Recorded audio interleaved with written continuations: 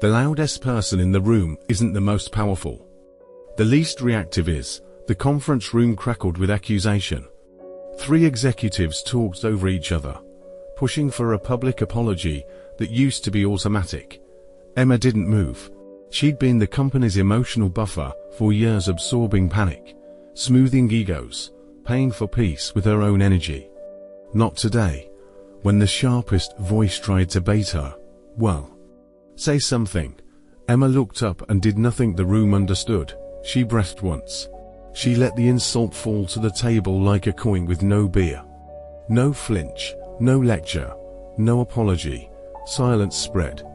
The provoker lost his stage. People shifted, suddenly aware of how much noise they'd made. Now, did this single moment magically fix Emma's workplace dynamics? Did everyone suddenly respect her forever? Not necessarily.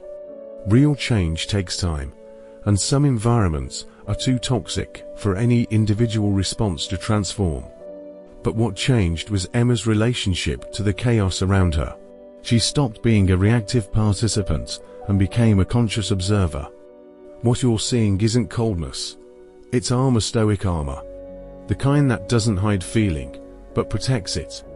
The kind that turns empathy from an open wound into disciplined strength. If you've ever felt your compassion weaponized against you, this is your turning point. Today we're going to forge composure that can't be used against you, without becoming someone you don't recognize. Why empaths need armor. Every empath knows the cycle. You walk into a room, and before a single word is spoken, your body already carries the weight of everyone else's moods. You absorb the unspoken tension between your parents. You feel the quiet panic in your coworker before the meeting even starts. You sense the disappointment behind your friend's smile. It's a gift, but it's also a burden.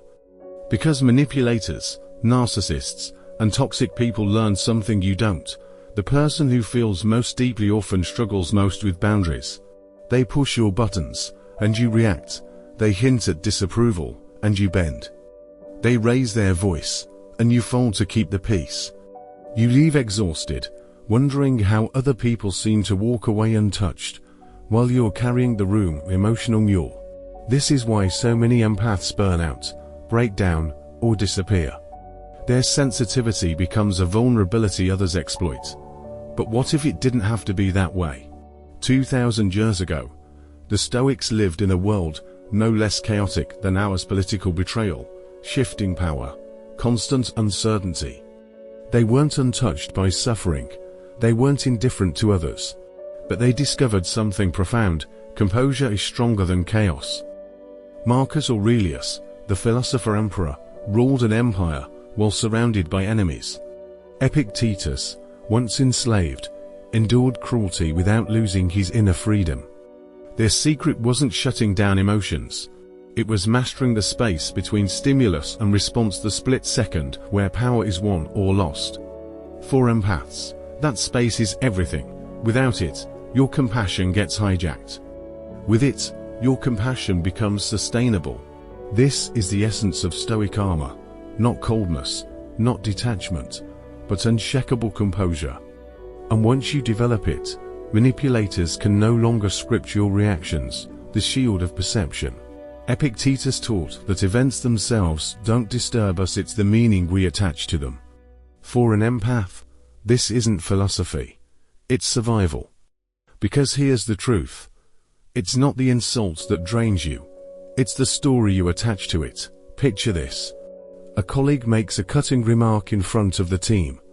The old you feels the sting, spins the narrative. They don't respect me. Everyone must see me as weak. I have to defend myself. Your heart races, your voice rises, and suddenly you're tangled in their game. But with the shield of perception, something different happens. You pause, you ask, whose story is this? Is it mine, or theirs? And in that instant, the blade of their words bends. It no longer pierces, because perception isn't passive, it's power. A practical way to use this shield is what I call label then lower. First, label the jab for what it is. If someone makes a sarcastic comment, you can tell yourself, That's a status play. Then lower it by reminding yourself, that's not my metric. A simple line that captures this mindset is, I don't accept that frame. Now, this doesn't mean you'll instantly feel unbothered by every slight. Some wounds run deeper, especially if they touch old patterns or trauma. But even when something does stink, you can still choose not to let someone else's narrative become your internal script. This is what toxic people never want you to realize. They can only control you if you accept their framing.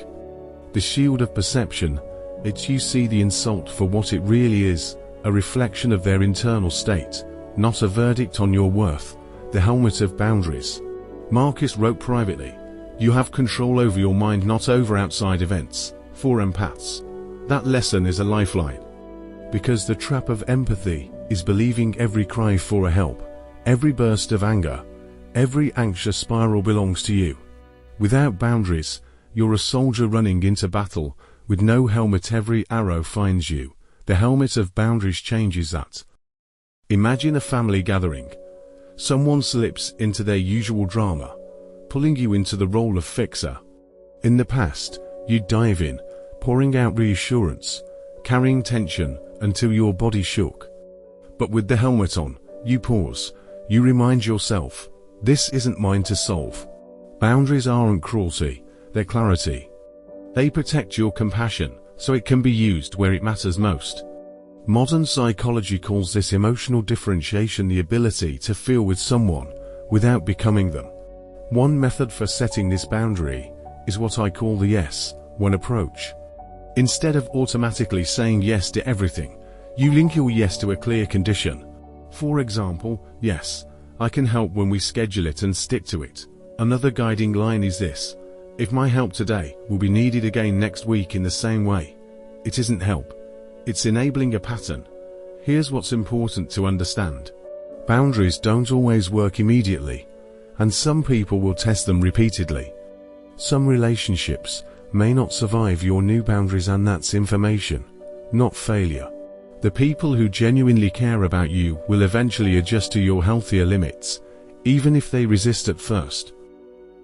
If you think boundaries will make you look cold, you're right. To the people who were using you, everyone else calls it self-respect.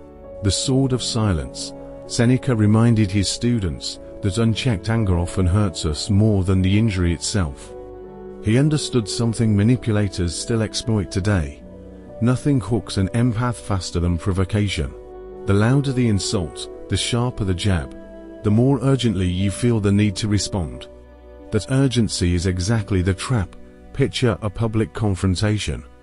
A co-worker mocks you in front of others, waiting for the explosion that will prove their power. The empath without armor reacts instantly, defending, explaining, arguing. In the moment, it feels righteous, but to everyone else, it looks like the attacker pulled your strings. Now picture the same moment with the sword of silence in your hand. You feel the sting, but you don't give it oxygen. You look once, breathe once, and let the provocation collapse in its own emptiness. Will this always make the manipulator back down? No. Some will escalate.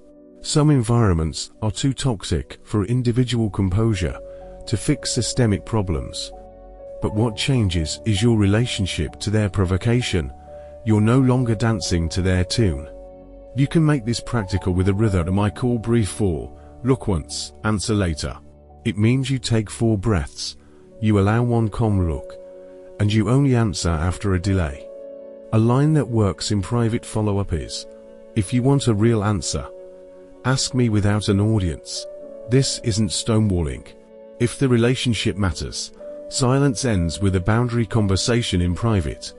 That's what makes it discipline, not punishment. If you've ever been punished for staying calm, that wasn't a relationship. That was a control system, the breastplate of recovery. Even the strongest armor cracks if it's never repaired. The Stoics understood that strength isn't maintained in battle. It's maintained in recovery.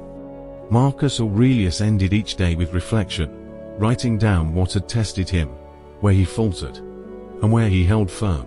For him, the journal was not a diary, it was a forge. where resilience was hammered back into shape. For empaths, the breastplate of recovery is built the same way. It means giving yourself daily rituals that seal the cracks before they become fractures. You can use a simple nightly template. First, name one trigger you will refuse to engage with tomorrow. Second, state one boundary you will declare once and hold. Third, release one thing that was never yours to carry.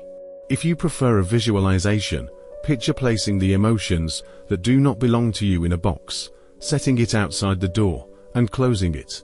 Now, if you find that daily practices aren't enough, if you're dealing with deep trauma responses, hypervigilance, or patterns that feel impossible to break, that's when working with a trauma-informed therapist becomes essential.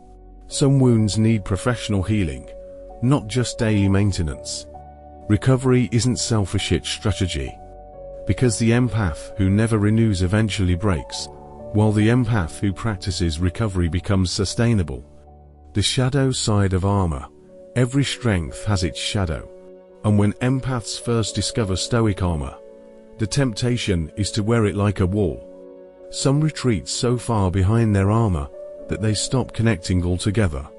They confuse composure with detachment, silence with avoidance. They no longer feel drained, but they no longer feel alive either. Others fall into superiority.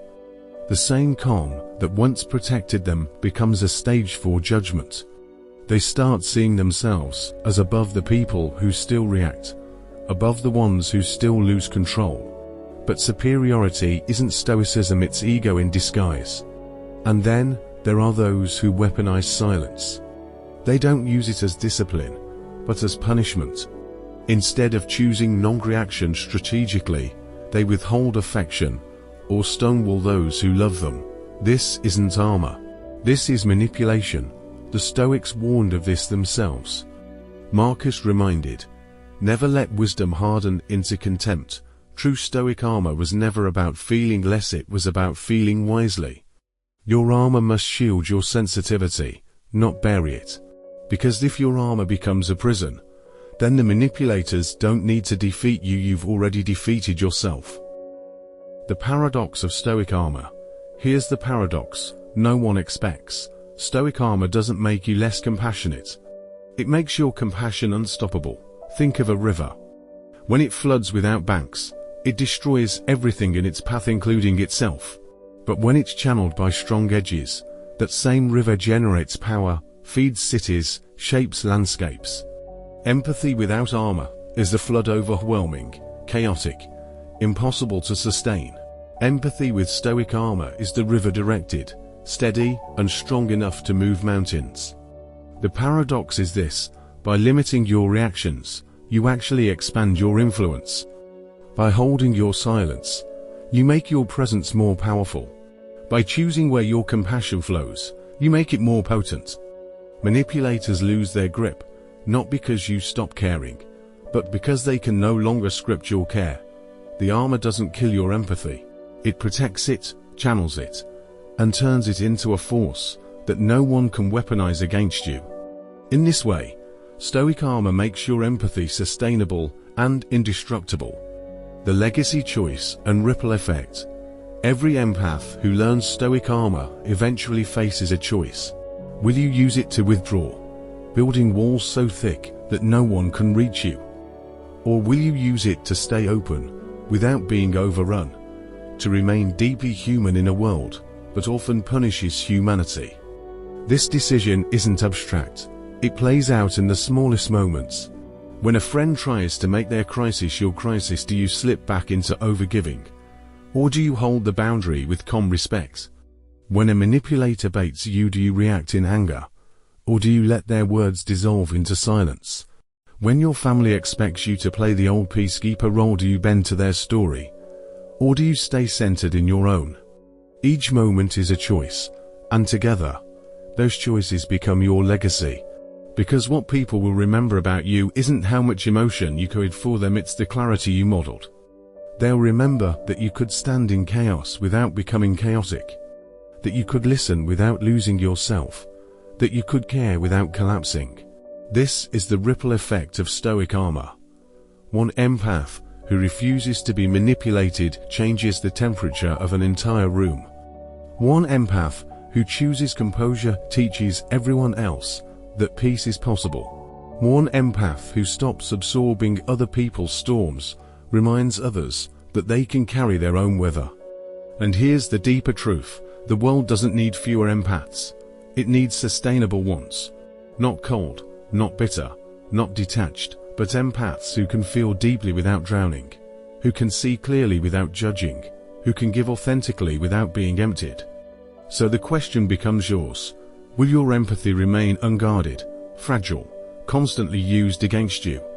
Or will you forge it into stoic armor so your compassion becomes indestructible and your presence impossible to exploit?